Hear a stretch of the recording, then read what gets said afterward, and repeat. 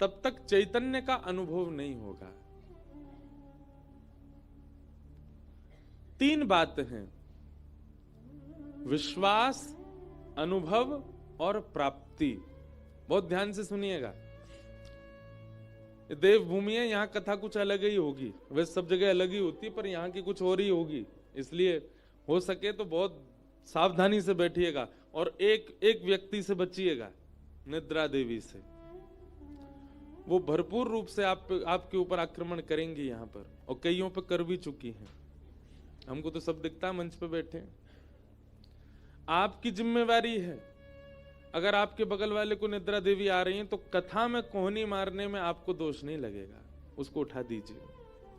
उठ जाग मुसाफिर भोर भई, अब रैन कहां जो सोवत है। जो सोवत है सो खोवत है, जो जागत है सो। ये तो जगवे को स्थान है, ये सोवे को नहीं है, ये संसार से उठाने का स्थान है। तो तीन बातें, विश्वास, अनुभव और प्राप्ति। ये तीन सिद्धि हैं भगवत प्राप्ति की। गंगा जी से अभी अभी प्रेरणा में ये उत्तर मिला है। सबसे पहला विश्वास। विश्वास क्या करना है कि ठाकुर जी परम सत्य है।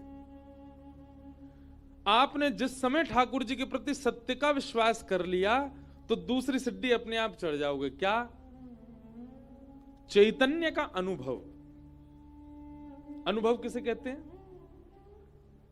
जैसे आप लोग हिल रहे हो, डुल रहे हो, बैठे हो, खड़े हो, नाच रहे हो, खा रहे हो, पी रहे हो, ये क्या है? अनुभूति हो रही है, मुझे अनुभव हो रहा है। गंगा जी के स्पर्श से हवा बड़ी शीतल शीतल बह रही है, कैसे अनुभव हो रहा है? मेरी त्वचा को अनुभव हो रहा है। अभी हमारे सामने राधा रमन जी बैठे हैं, एक लाली के। ये राधा रमन जी कैसे? ऐसे ही खड़े, और 2-4 घंटे ऐसे ही खड़े रहेंगे। क्यों? क्योंकि पहली सिद्धि हमने चढ़ी नहीं है। क्या? तो दूसरी सिद्धि का अनुभव होगा। अनुभव होगा कि ये चल रहे हैं, फिर रहे हैं, हंस रहे हैं, दांत दिख रहे हैं, बैठ रहे हैं, हाथ सीधे कर रहे हैं। ये दूसरा रूप है ठाकुर जी का। तो विश्वास करो कि ये सत्य है भगवत प्राप्ति की, जिसमें सबसे पहले विश्वास क्या करना है कि ये सत्य है। आपने सत्य का विश्वास कर लिया तो दूसरा क्या होगा? चैतन्य का अनुभव, कि साक्षात चैतन्य, जड़ नहीं है ठाकुर जी। जैसे हमारी त्वचा है, जैसे हमारे गाल हैं, जैसे हमारी आंख है, जैसे हमारी नाक है, ऐसी अनुभूति होने लगेगी कि ठाकुर जी की भी ऐसे ही है। और इन सब से तीसरा क्या होगा? आनंद की प्राप्ति। तो विश्वास, अनुभव और प्राप्ति, सत्य, चैतन्य और आनंद, ये तीन भगवान के रूप हैं। विश्वास तो आपको करना पड़ेगा, बिना विश्वास के इस भाव में आप प्रवेश नहीं कर पाओगे। दूसरी बात, ठाकुर जी के 3 गुण हैं। कौन कौन से 3 गुण हैं? उत्पत्ति, पालन और प्रलय। इस संसार को बनाना, इसका पालन करना और इसका लय कर देना, ये ठाकुर जी के 3 गुण हैं। विश्वोत्पत्त्यादि हेतवे। जैसे एक बालक छोटा होता है, मिट्टी का कुछ बनावे, फिर उसका कुछ दिन पालन करे, और एक दिन उसका दिमाग ऐसा होता है वो खुद के पैर से ही उसको तोड़ देता है। खिलौना खरीदने के लिए माता पिता से जिद करे, फिर उस खिलौने की देखभाल करे और एक दिन खिलौना ही तोड़ दे। ऐसे ही ठाकुर जी पहले सृष्टि को बनाते हैं, उसका पालन करते हैं और एक दिन संहार कर देते हैं। 3 प्रकार के ताप होते हैं। ताप मतलब दुख, आदि दैविक, आदि भौतिक, आध्यात्मिक। इन तीनों तापों का जो विनाश करते हैं, जो नाश करते हैं, तापत्रय विनाशाय श्री कृष्णाय वयं नुमः। ऐसे श्री कृष्ण को हम बारंबार प्रणाम करते हैं, नमन करते हैं। ठाकुर जी के हो जाने के बाद बंधुओं एक चीज बहुत ध्यान से सुनना, पीड़ा जीवन में आएगी पर अनुभव नहीं होगी। एक संत थे, ध्यान से सुनना।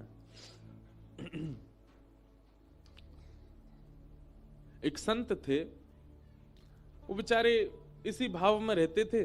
तो एक दिन बैठे थे, तो बैठे बैठे बस बैठे गंगा जी के किनारे बैठे बैठे उनको भगवत स्मरण होता रहता था। किसी कीड़े ने काट लिया उनको एक जगह, और कीड़े ने काटा तो वो छोटा सा घाव हो गया वहां पर, लेकिन उन्होंने चिकित्सा नहीं करवाई, बैठे रहे, कोई बात नहीं, बेचारा एक जीव था, उसका पेट भर गया। ऐसा भाव रखा। हम लोग ऐसे नहीं बन सकते, पर मैं एक बात बता रहा हूं, इसकी श्रेष्ठतम और उच्चतम स्थिति कैसी होती है? भगवत सन्निधि मिल जाने के बाद फिर पीड़ा का अनुभव नहीं होता।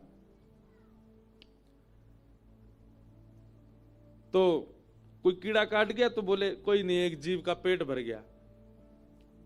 अब क्या हुआ कि उसकी चिकित्सा कराने का उनको मन में आया कि इसकी थोड़ी दवाई ववाई करा लें, तभी उन्होंने देखा 2-4 मक्खी आके उस पर बैठ गई। तो मन में सोचे अगर हमने इसकी चिकित्सा करा ली तो बेचारी मक्खी भूखी रह जाएंगी, बैठन दो। धीरे धीरे धीरे वो घाव फैलता चला गया, फैलता चला गया, फैलता चला गया। महाराज ऐसी स्थिति, सत्य घटना बता रहे हैं, सत्य संत की घटना है। उनके उस स्थान का खूब बड़ा वो हो गया घाव, कीड़े मकोड़े लग गए, गंदगी हो गई काफी। अब तो ऐसा हो गया कि उसमें कीड़े घूमने लगे ऊपर, लेकिन वो बैठ करके अपना भजन करते रहते। और कभी कभी देखते अगर कोई कीड़ा उसमें से गिर भी जाता ना तो उसको उठा लेते, अरे बेचारा क्या गिर गया, कहां जाओगे, क्या खाओगे पियोगे, तुम्हारा परिवार क्या है, यहीं बैठे रहो, खा जाओ इसको। ऐसा था। एक बार कुछ लोगों ने उनको देखा, बड़े भजनानंदी महात्मा, लेकिन उनके हाथ पे ऐसा घाव देख करके परिवार कुछ लोग गए, बोले महाराज जी आपकी चिकित्सा करवा दें हम। बोले नहीं नहीं हम ठीक हैं, बढ़िया है, हम भजन कर रहे हैं, आप लोग हमको प्रसाद दे देते हैं, इन लोगों का कौन है और इस हाथ से हमको करना क्या है। तो मैं फिर कह दूं, हम इस स्थिति में पहुंच जाएं इसके लिए नहीं कह रहा हूं मैं आपको, लेकिन भगवत भजन इस स्थिति तक पहुंचा देता है कि आपको फिर पीड़ा नहीं होती। लोगों को बहुत बुरा लगने लगा, उनके शिष्य परिकर सब इकट्ठे हो गए, बोले महाराज जी खुद नहीं जामे राजी राजी तो इनको जबरदस्ती ले चलो वैद्य के पास। जैसे ही उनको ले जाने लगे महाराज उठा करके, तुरंत वो बोले अगर तुम लोग नहीं मानोगे, जबरदस्ती मुझे वैद्य के पास ले जाओगे, मैं श्राप दे दूंगा, तुम सबके परिवार का नाश हो जाएगा। महाराज जी का ऐसा कहते ही सबने छोड़ दिया, नहीं नहीं महाराज जी आप ऐसे ही रहो। अच्छा देखो संसार कितना विचित्र है।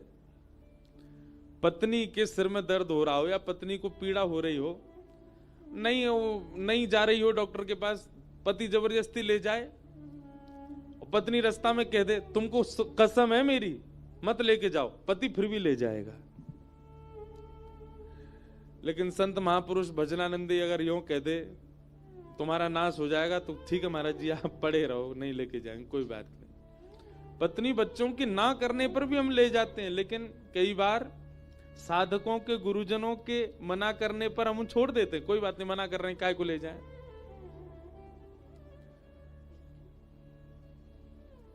छोड़ दिया सबने उनको। अभी तो महाराज जी बड़े नाराज हो गए, बोले तुम लोग ले जा रहे हो वैद्य के पास और मुझे जाना नहीं है। तुरंत उन्होंने क्या किया, गंगा जी में प्रवेश कर गए और कंठ भर गंगा जी में बैठ गए। सब लोग बाहर से याचना करें महाराज जी आप बाहर आ जाओ। महाराज जी बोले मैं क्रोध में हूं, मुझे छेड़ो नहीं, बैठे रहो। 1 दिन 2 दिन 3 दिन 4 दिन बीत गए, गंगा जी में बैठे रहे। किनारे पर लोगों की भीड़ लग गई, बोले महाराज जी को घाव हो गया, डॉक्टर के पास ले जा रहे थे तो गुस्सा में गंगा जी में चले गए। अब पानी से ना जाने उस घाव का क्या हुआ होगा।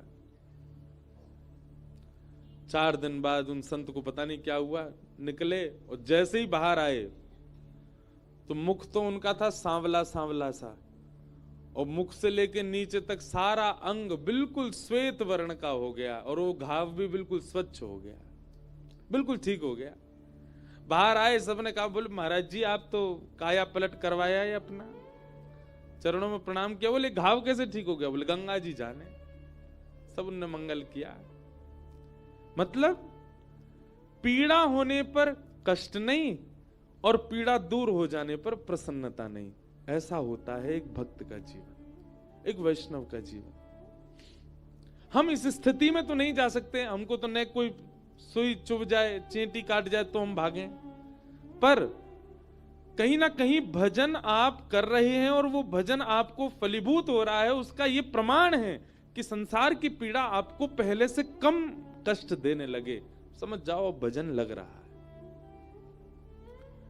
पहले के समान आप कष्ट में हैं, पहले से अधिक कष्ट में हैं। लोग करते तो भजन है, नाम जप कर रहे हैं महाराज पूरे दिन, और जैसे ही रोटी खावे पहुंचे रसोईया के आगे, ए भाई कहा कर दिए तेने तो नमक ही नहीं डाला, इसमें थोड़ा नींबू तो निचरो, इसमें थोड़े चाट मसाला तो डालो, इसमें थोड़ी न मिर्च तो डाले। जीव का चटोरापन नहीं जा रहा और करते भजन है, वो भजनानंदी नहीं है। वस्त्र पहन लिए तो दर्जी की क्लास लगा दी, तेने यहां तो ये बढ़ा दियो, तेने यहां तो यूं कर दियो। हम सत्य बताएं अपनी बात, हमारे पंडित जी यहां नहीं आए हैं बेचारे, लेकिन ऐसे प्रेमी पंडित जी हैं, वो कई बार अपनी बगलबंदी पहना के भेज देते हैं हमको। हाथ कस गए, यहां से कमर कस गई, और ऐसे कितनी बार कथा करके आ चुका हूं मैं। कितनी बार तो यहां से बगलबंदी फटी होती, किसी को पता भी नहीं होता, 5-10 हजार प्रणाम और कर जाते हैं लोग, बाद में पता चली पीछे से फट रही है। अद्भुत है हमारे महाराज जी। लेकिन पहले फर्क पड़ता था, अब नहीं पड़ता।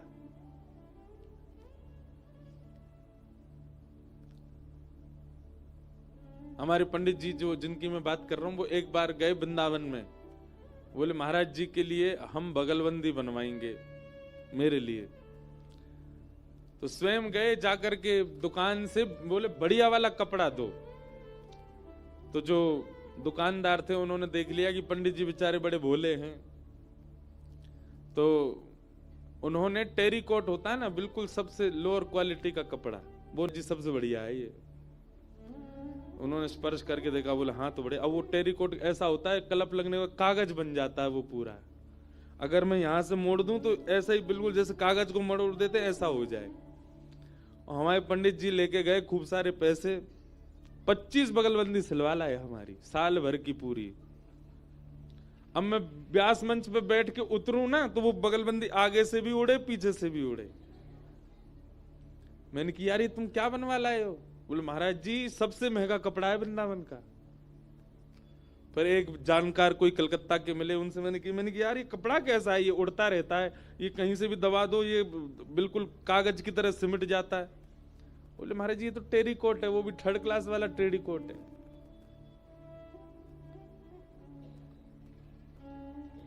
तो कथा सुनते सुनते सुनते सुनते ऐसी स्थिति हो जाती है, सुख दुख का ज्यादा आभास नहीं होता,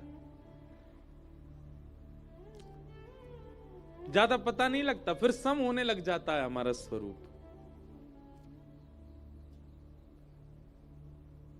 मुख धोया है कि नहीं, बाल काढ़े हैं कि नहीं, कभी कभी ऐसी स्थिति भी आ जाती है। समत्व चित्त में प्रकट कर देता है भगवत भजन। न पीड़ा आने पर ज्यादा कष्ट होता है और ना सुख आने पर ज्यादा प्रसन्नता होती है। समभाव। कोई माला पहना दे तो उसकी ज्यादा हाजी हजूरी नहीं, कोई गारी दे दे तो उससे निंदा नहीं। अगर ऐसा स्वभाव आपका धीरे धीरे बन रहा है तो आपका भजन लग रहा है, और लग नहीं रहा आपका भजन ठाकुर जी स्वीकार कर रहे हैं। लेकिन ना तो स्वभाव बदला, ना व्यवहार बदला, ना चित्त की स्थिति परिवर्तित हुई, राग द्वेष में अभी भी पड़े हुए हैं, तो आप भजन छोड़ दीजिए, आपके लिए भजन नहीं है।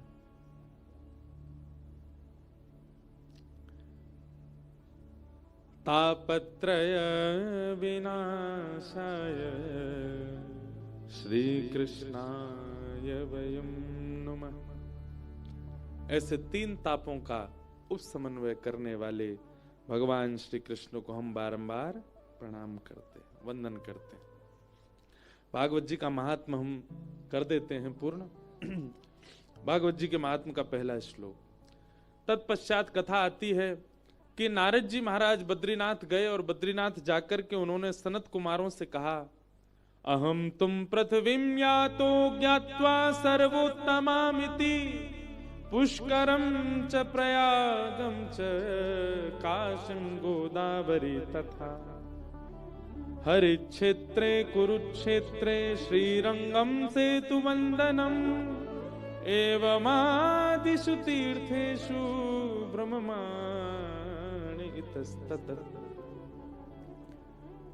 जिस प्रकार हम लोग विदेश की बड़ी प्रशंसा सुनते हैं तो वहां की बड़ी चर्चा करते हैं। कोई आदमी हमारे घर का विदेश गया हो, आगे फूले नहीं समाता, हम वहां गए थे, ऐसा था ऐसा। इस कथा में विदेश से भी बहुत लोग, एक बहन तो ऑस्ट्रेलिया से आई हैं कथा सुनने।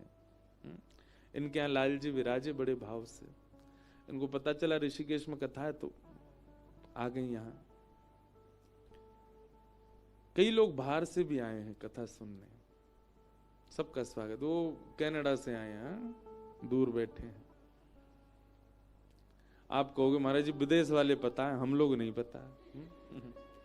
विदेश में क्या है ना कि भीड़ भाड़ कम होती है तो बहुत समीप से मिल लेते हैं सबसे, इसलिए विदेश वाले थोड़े पता है। तो जब विदेश से व्यक्ति आता है ना, तो जो लोग विदेश नहीं गए उनके बीच में बैठ करके वो बड़ी प्रशंसा करता है, अरे वहां की सड़क तो ऐसी है, वहां की रोड तो ऐसे हैं, वहां की गाड़ियां ऐसी, वहां की बिल्डिंग ऐसी। तो बेचारे जो नहीं गए वो ख्वाब देखते हैं, अच्छा हम कब जाएंगे पता नहीं, कैसा लगता होगा वहां पे। अच्छा अभी वहां रात हो रही है, बोले हाँ। अभी वहां दिन हो रहा है, बोले हाँ।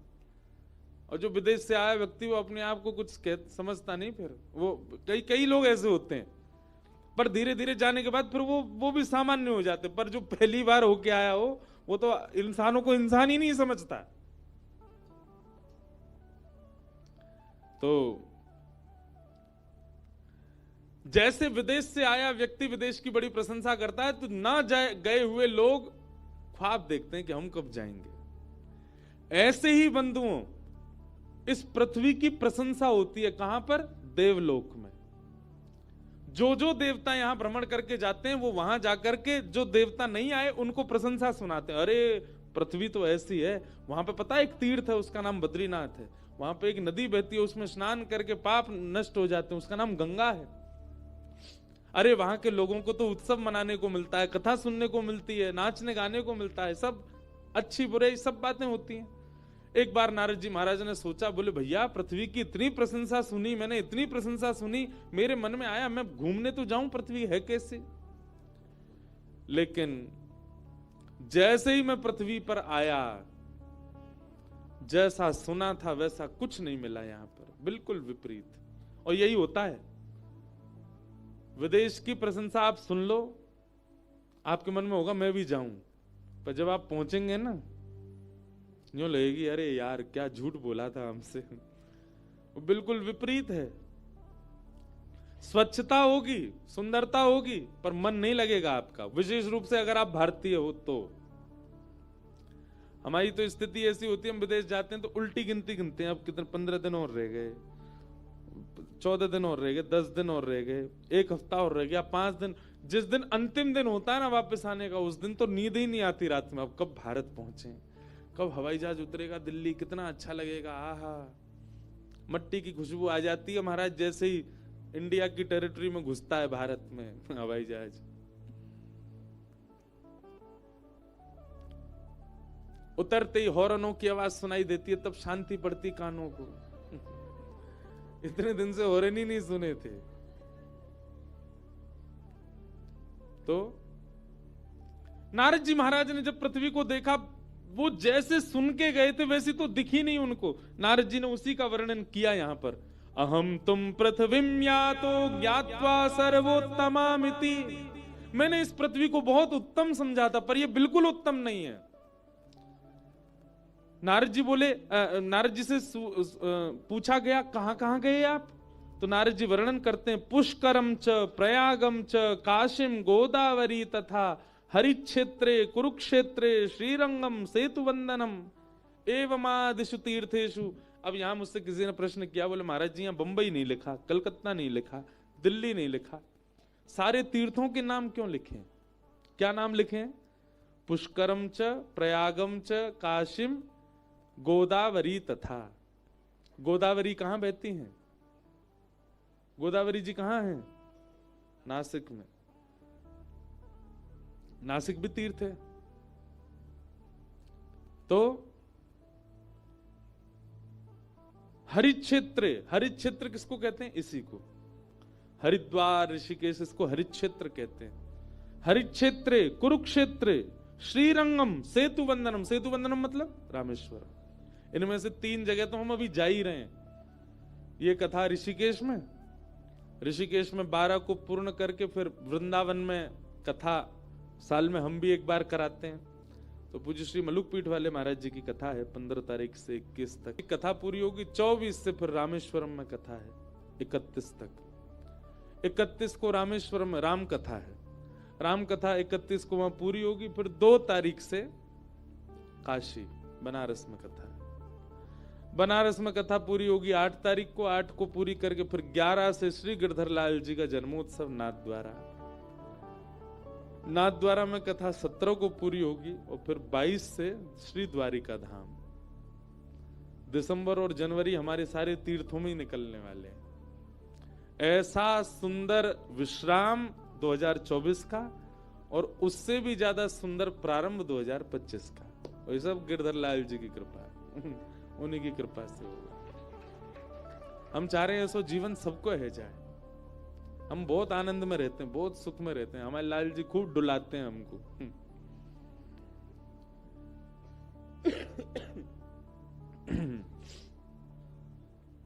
नारद जी तो प्रश्न उठा कि यहां पे तीर्थों का नाम क्यों है? नारद जी कह रहे हैं कलयुग में जब तीर्थों की ये भयावह स्थिति हो गई है तो शहरों का तो नाम क्या ही ले, वहां की तो और भी ज्यादा बुरी स्थिति होगी। तीर्थों का नाम इसलिए लिया भैया, तीर्थों में जब इतनी भयावह स्थिति है तो ये तो तीर्थ हैं, शहरों का तो जाने क्या हाल हो रहा होगा। नारद जी महाराज ने यहां सब बताया। मंदा सुमंद मतयो मंद भाग्यायुपद्रुता पाखंड निरताम संतो, पाखंड निरता संतो विरक्ता सपरिग्रह। मंदा सुमंद मतयो, मंद बुद्धि लोग हैं कलयुग के। मंद बुद्धि, आप कहेंगे महाराज जी आप भी तो कलयुग में ही हो, आप भी सब कलयुग में ही हो। सबको मंद बुद्धि नहीं कहा, पर अधिकतर लोग मंद बुद्धि हैं। इधर देखो सब लोग ध्यान से सुनो।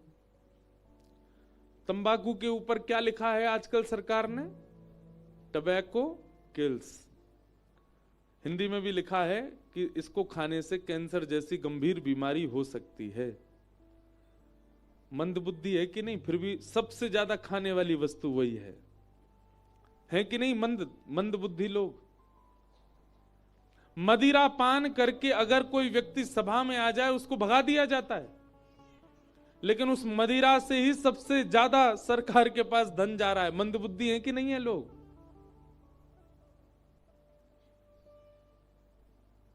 लोग इस प्रकार तक मंद बुद्धि में जा चुके हैं कि अब क्या बताएं हम आपको, कहां तक पहुंच रहे हैं लोग।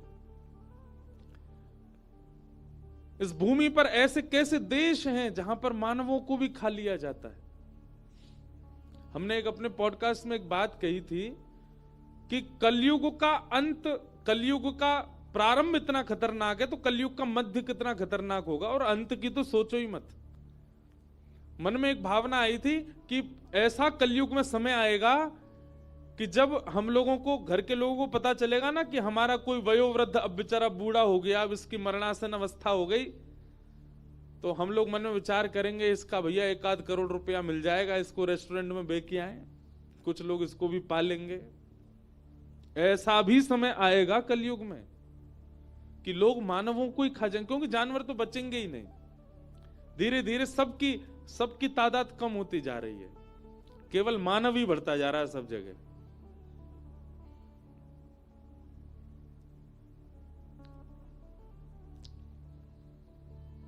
मंद बुद्धि हैं हम लोग, और मंद भाग्यायुपद्रुता, भाग्य भी हमारा मंद है। पाखंड निर्ताह संतोह, यहां पर आज की डेट में वास्तविक संत कौन है यह पहचान पाना भी मुश्किल है। रूप धारण करके, भेष धारण करके ना जाने कितने लोग घूम रहे हैं संत रूप में, भेष रूप में। एक सुंदर पद है, मुझे याद नहीं है, शायद कल सुनाऊं कथा में, शायद भगवत रसिक देव जी का पद है। भेषधारी हरि के उर सारे, भेष धारण करने वालों की संख्या ज्यादा है, वास्तविक संत बचे नहीं है अब भारत में। वो बात नारद जी यहां कह रहे हैं। और क्या कह रहे हैं? कन्या विक्रयणो लोभात दंपति नाम च कलकन, लड़का जितना ज्यादा पढ़ा लिखा होगा उतनी महंगी कन्या मिलेगी। भागवत जी में इसका उल्लेख कर दिया। कई घर के लोग तो बच्चों को पढ़ाते ही इसीलिए, पढ़ लिख के अच्छा बन तो अच्छे घर की बहू लड़की आवे, ज्यादा दहेज लेके आवेगी। हम तो पूरी दुनिया में घूमते हैं, कई जगह ऐसा भी सुना गया, विवाह क्यों नहीं किया वहां पर? अरे महाराज जी हमारा बेटा जो है वो डॉक्टर है, वो लोग इतना ही दे रहे थे, डॉक्टर के हिसाब से तो इतना तो बनता है, अच्छा इसीलिए डॉक्टर बनाए थे। कन्या विक्रयणो लोभात दंपति नाम च कलकनम, ये सब बातें नारद जी महाराज पृथ्वी पर देख रहे थे, और देख करके मन को बहुत दुख हुआ। नारद जी महाराज भ्रमण करते करते जैसे ही वृंदावन पहुंचे, वृंदावन जाते ही उन्होंने देखा यमुना जी के तट पर एक परम सुंदरी बैठी है और उसकी गोद में 2 वृद्ध लेटे हैं। वो सुंदरी भक्ति महारानी है और गोद में उसके पुत्र ज्ञान और वैराग्य। नारद जी बोले, देवी आप मां होकर के युवा और आपके पुत्र दोनों वृद्ध क्यों?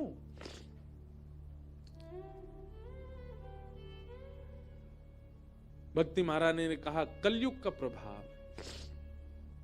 कलयुग में लोग भक्त तो हैं पर ज्ञान और वैराग्य से शून्य हैं, इसलिए मेरे पुत्र दोनों वृद्ध हो गए।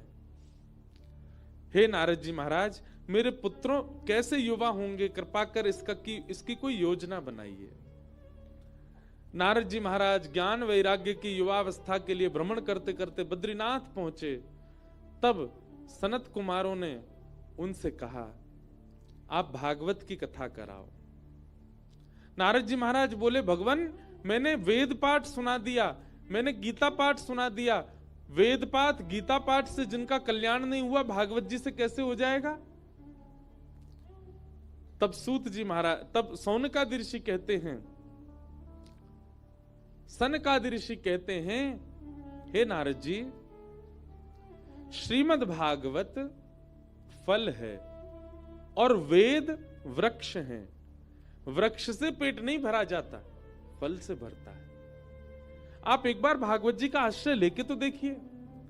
नारद जी ने पूछा, कहां कथा कराऊं, कैसे कराऊं? तब इसी स्थान के बारे में बताया। गंगाद्वार समीपे तू तटमानंद नामकम, गंगा द्वार यानी कि हरिद्वार।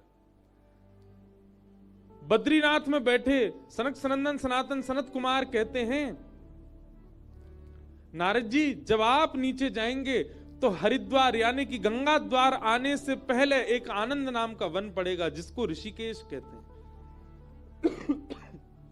इसको ऋषिकेश क्यों कहते हैं? एक ऋषिका नाम की भक्ता हुई थी, उसने भगवान को पुकारा था। कई राक्षसों ने उस पर आक्रमण कर दिया, भगवत प्राप्ति के लिए तप कर रही थी। जब उस पर आक्रमण हुआ तो उसने भगवान को आर्तनाद से पुकारा, तो ऋषिका की रक्षा करने के लिए शंख चक्र गदा पद्मधारी ठाकुर जी प्रकट हुए और उसकी रक्षा की। इसीलिए उसी के नाम से ऋषिकेश। कहीं कहीं कथा आती कि उसने महादेव की आराधना की, महादेव प्रकट हुए, महादेव ने प्रकट होकर रक्षा की। और दूसरी बात यह है कि यहाँ पर सनक सनंदन सनातन सनत कुमारों ने कथा जब सुनाई, उनकी कथा सुनकर के जितने श्रोता थे वे ही यहाँ पर वृक्ष रूप में ऋषि बनकर के तप करने लगे।